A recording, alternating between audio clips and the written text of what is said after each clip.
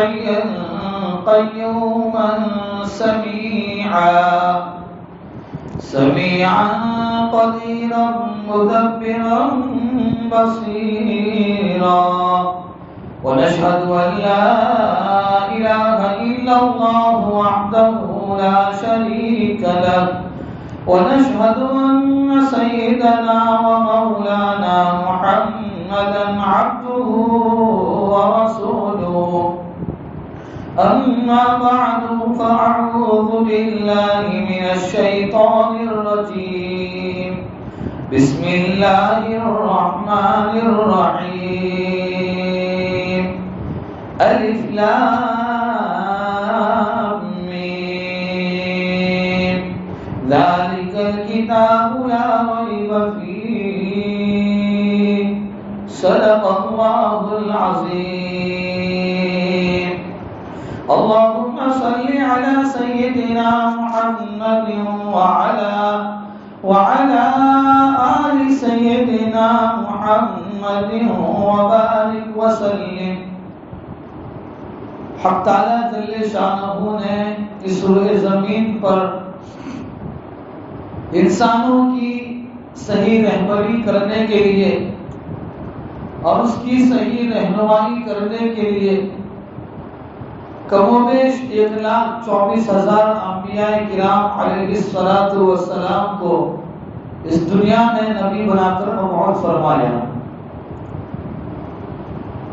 سب سے آخر کی کڑی جناب نبی کریم صلی اللہ تعالی علیہ وسلم کو قیامت تک آنے والے تمام انسان اور جناتوں کے لیے نبی بنا کر بھیجا گیا. حق تعالیٰ جل شانہ نے نبی کریم صلی اللہ تعالی علیہ وسلم کو ایک ایسی عظیم الشان، ایک ایسی پاکیزہ، مقدس اور حق اور سچ کتاب آپ کو نازل فرمائی. اس لیے قرآن کریم کی سب سے پہلی آیت کریمہ جو آپ کے سامنے تلاوت فرمائی، اس آیت کریمہ میں حق تعالیٰ فرماتے ہیں ذالک الکتاب لا ریب فیہ، اس کتاب میں کوئی شک نہیں، کوئی شبہ نہیں. اس لیے میں اور آپ جب کسی بک اسٹور پر کوئی بک خریدنے کے لیے جاتے ہیں تو سب سے پہلے بک کو ہاتھ میں اٹھانے کے بعد دیکھتے ہیں کہ اس کتاب کا لکھنے والا کون ہے، اس کتاب کا لکھنے والا کون سے فرقے اور کون سے مذہب سے تعلق رکھتا ہے، کون سے عقیدے سے تعلق رکھتا ہے. کہیں ایسا نہ ہو کہ میں اور آپ کتاب کو خرید لیں، اپنے گھر لے آئیں، پھر بعد میں پتا چلے یہ تو کسی اور کی عقیدے کی لکھی ہوئی ہے، بعد میں آدمی کو افسوس ہو.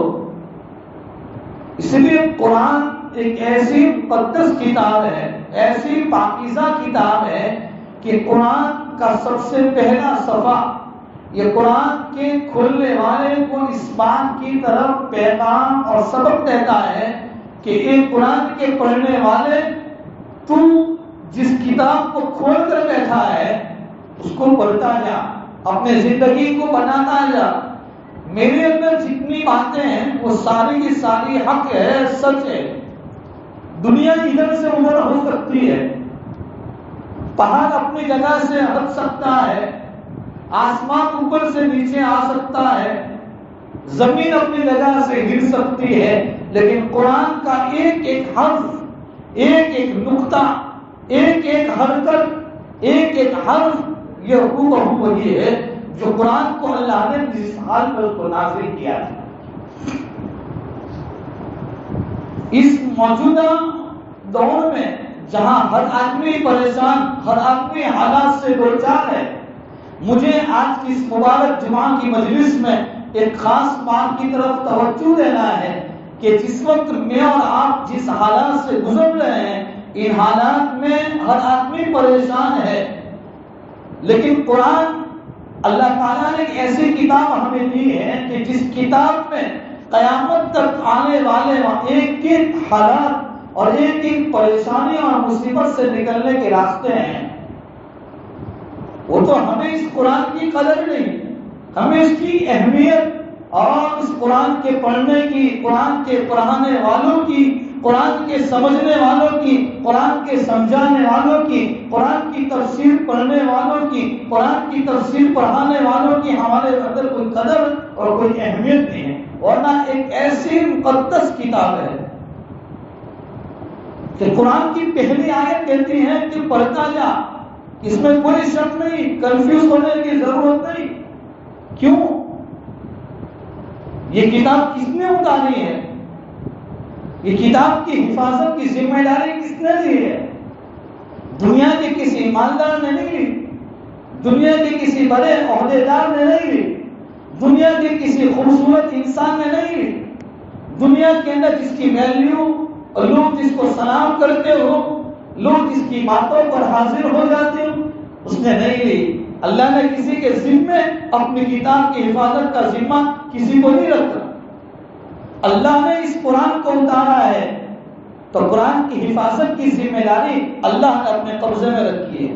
قرآن کہتا ہے اِنَّا نَحْنُ نَزَّلْنَا الذِّكْرَ وَإِنَّا لَهُ لَحَافِظُونَ، بے شک ہم نے اس قرآن کو اتارا ہے۔ اللہ کیا کہتے ہیں؟ بے شک ہم نے اس قرآن کو اتارا ہے، ہم نے ہی اس ذکر کو اتارا ہے، ہم نے اس نصیحت کو اتارا ہے۔ جب ہم نے اس کو اتارا ہے، ہم ہی اس کی حفاظت کرنے والے ہیں۔ اس لیے نہیں دیکھتے ہمارے گھر کے اندر، ہمارے خاندان میں، ہمارے قبیلے میں، ہمارے محلے میں چھوٹے چھوٹے معصوم بچے جن پر ماں باپ اس پر اپنا بھروسہ نہیں رکھ سکتے۔ اگر ماں باپ کو کہیں جانا ہو اور چھوٹا بچہ مدرسے میں درجہ حفظ میں ہے، قرآن کریم کو حفظ کر رہا ہے، تو ماں باپ کیا کہتے ہیں؟ بچوں ہم کو جانا ہے شادی میں، کسی رشتہ دار کے یہاں جانا ہے، اپنے دوست کے یہاں جانا ہے، تم جب مدرسے سے آئیں گے نا تو یہ پڑوس میں ہے جو تمہاری خالہ ہے، ان کے گھر پہ جا کے کھانا کھا لینا۔ جس بچے پر میرے اور آپ کا بھروسہ نہیں، میرا اور آپ کا وشواس نہیں ہوتا ہے، ان بچوں کے سینوں میں اللہ نے قرآن کو اتارا ہے، محفوظ کر دیا۔ تو یہ قرآن کی حفاظت کی ذمہ داری اللہ نے کسی کے نہیں دی، کسی کو ان کا سپرد نہیں کیا کہ دنیا کا کوئی کسی کو مالدار کے ہاتھ میں دے دیتے اور مال کی لالچ میں آ کر اس میں تغیر کر سکتا تھا۔ اگر کسی خوبصورت انسان کے ہاتھ میں دے دیتے، وہ اپنی خوبصورتی کے ناز اور فخر پر اس میں کوئی رد و بدل کر سکتا تھا۔ اسی لیے قرآن سے پہلے جتنی بھی کتابیں، جتنے صحیفے نازل ہوئے ہیں، تورات ہے، زبور ہے، انجیل ہے، اس کے علاوہ جتنے بھی صحیفے ہیں، ان تمام میں تغیر اور تبدیلی ہوئی ہے۔ کیوں؟ کہ اس کی حفاظت اللہ نے اپنے قبضے میں نہیں رکھی تھی، وہ انسانوں کے سپرد تھی۔ لیکن قرآن ایک ایسی عظیم الشان کتاب ہے، اس میں مجھے اور آپ کو شک کرنے کی ذرہ برابر گنجائش نہیں۔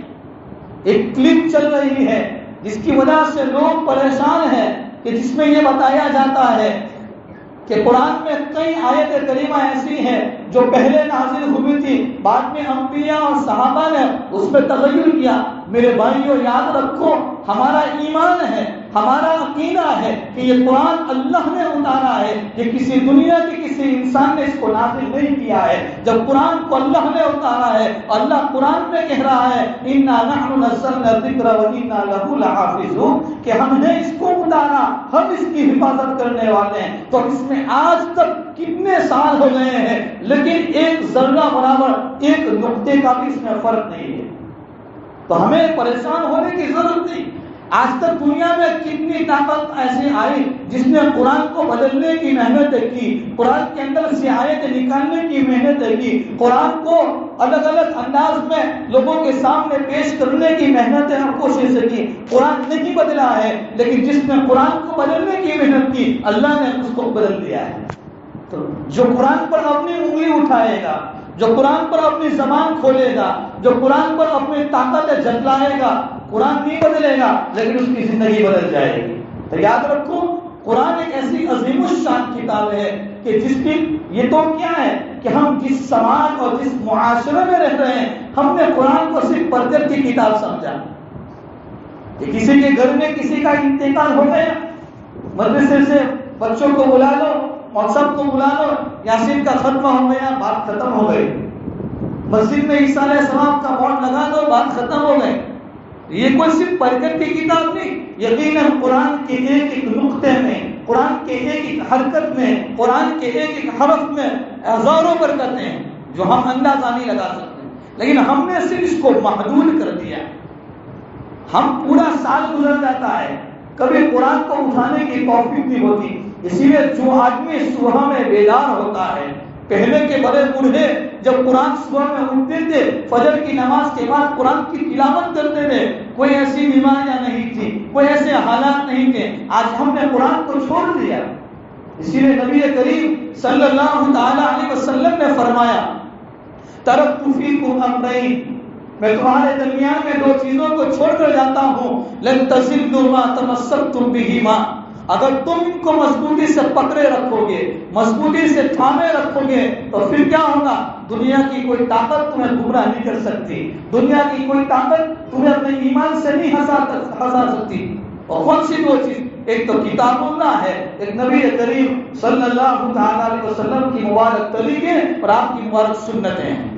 اب میں اپنی زندگی کا محاسبہ کروں، ہم ہر آدمی اپنی زندگی کا محاسبہ کریں کہ سال گزر جاتے ہیں، کبھی قرآن کو اٹھانے کی توفیق نہیں ہوتی۔ قرآن ایک ایسی کتاب ہے میرے بھائیوں کہ قرآن کو دیکھنا ثواب، قرآن کا سننا ثواب، قرآن کا سنانا ثواب، قرآن کا پڑھنا ثواب، قرآن کا پڑھانا ثواب، اور قرآن پر عمل کرنا یہ سب سے بڑا ثواب ہے۔ قرآن کے احکام کو پھیلانا، قرآن کی دعوت کو اور قرآن کے احکام کو لوگوں تک پہنچانا یہ سب سے بڑی بات ہے۔ اسی لیے نبی کریم صلی اللہ تعالی علیہ وسلم نے فرمایا، خیرکم من تعلم القرآن وعلمہ، اور کما قال علیہ الصلوۃ والسلام، تم میں بہتر وہ آدمی ہے جو قرآن کو سیکھے اور سکھائے۔ یہ نہیں کہا تم میں بہتر وہ ہے جو بہت خوبصورت ہو، تم میں بہتر وہ ہے جو بہت بڑا مالدار ہو، تم میں بہتر وہ ہے جو بڑا عہدیدار ہو۔ کہا کہ نہیں، تم میں بہتر وہ شخص ہے جو قرآن کو سیکھے اور دوسروں کو سکھائے، قرآن کے احکام کو سیکھے، قرآن دوسروں کو سکھائے۔ قرآن کیا کہتا ہے؟ ایک ایک آیت کریمہ، ایک ایک آیت ایسی ہے کہ جو ہمیں اپنی زندگی کو بدل دینے کے لیے کافی ہے۔ اس لیے ہمیں ان کلپوں سے اور ان حالات سے گھبرانے کی ضرورت ہے، بس ہمیں اس بات کی محنت کرنا ہے، اس بات کی کوشش کرنا ہے کہ ہم نے قرآن کو نہیں سمجھا۔ غفلت ہماری ہے، کوتاہی ہماری طرف سے ہے، ہم نے قرآن کو سمجھنے کی کوشش نہیں کی۔ ہمارے موبائل پر کمپنی کا ایک میسج آ جاتا ہے، جیو کا ایک میسج آتا ہے اور ہم اس کو نہیں جان سکتے، ہمیں انگریزی نہیں معلوم، تو بڑا بوڑھا بھی لکڑی کے سہارے پر وہ گلے والے کے پاس جاتا ہے، چھوٹی سی دکان والے کے پاس جاتا ہے، محلے میں گھومنے والے نوجوانوں سے پوچھتا ہے کہ اس میں کیا لکھا ہے، یہ کون سا میسج آیا ہے، کہیں لوٹری تو نہیں بکی ہے۔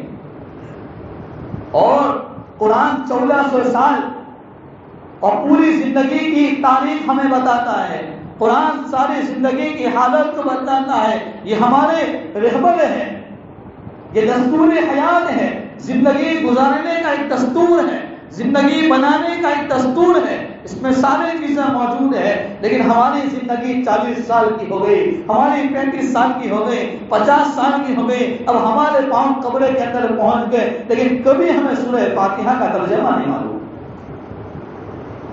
کہ ہم روزانہ امام کے پیچھے ہاتھ اٹھا کر جب تکبیر کہتے ہیں اور اپنے ہاتھوں کو باندھتے ہیں، امام سورہ فاتحہ پڑھنا شروع کرتا ہے، الحمدللہ رب العالمین، برسوں سے سن رہے ہیں، کیا کبھی ہم کو اس بات کی توفیق ہوئی، اس بات کی فکر ہوئی، اس بات کا احساس اندر میں بیدار ہوا کہ ہم پوچھیں کہ روزانہ امام صاحب آپ سورہ فاتحہ پڑھتے ہیں، یہ ہر نماز میں، ہر رکعت میں، سنت ہو، نفل ہو، فرض ہو، واجب ہو، ہر نماز میں سورہ فاتحہ کیوں پڑھتے ہیں؟ سورہ فاتحہ میں اللہ کیا کہتے ہیں؟ ہمیں اس کا علم نہیں ہے، کبھی ترجمہ نہیں معلوم۔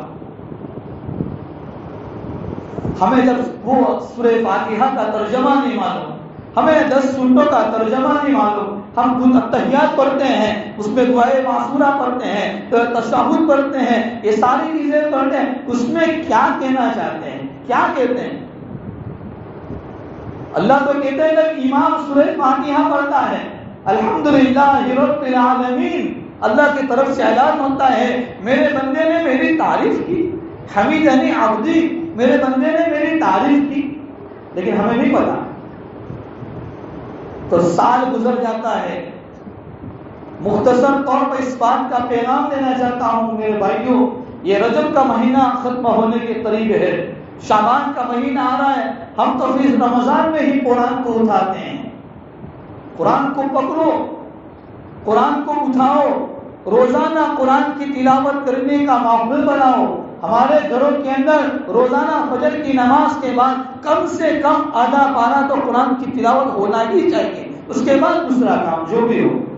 جو آدمی دنیا کی چیزیں پڑھے گا، اخبار پڑھے گا، دنیا کی نیوز چینل پہ نیوز سنے گا تو اس کو دنیا کی طاقتوں کا اندازہ ہوگا، لیکن جو رب کا کلام پڑھے گا، جو بادشاہوں کا کلام پڑھے گا تو پھر اس کو بادشاہوں کے بادشاہ کی طاقت کا اس کو اندازہ ہوگا کہ میرا رب کتنی طاقت کا مالک ہے، میرا رب کتنا طاقتور ہے، وہ اپنے کلام میں کیا کہنا چاہتا ہے۔